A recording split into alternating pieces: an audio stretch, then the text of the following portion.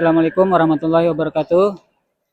Alhamdulillah hari ini tanggal 27 Februari 2026 PT Embun Nabawi Wisata kembali memberangkatkan jamaah umrah di bulan Ramadan untuk 9 hari. Insya Allah hari ini berangkat ada 50 peks.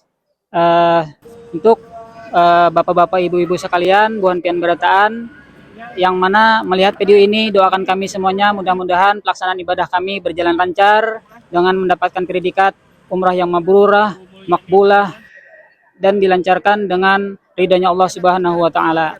Bagi bubuan pian berataan yang ingin berangkat umrah dan haji bisa mendaftarkan di PT Embun Nabawi Wisata ke agen-agen terdekat di kota Anda. Demikian, terima kasih. Wabillahi taufiq wal hidayah. Wassalamualaikum warahmatullahi wabarakatuh. Embun Nabawi.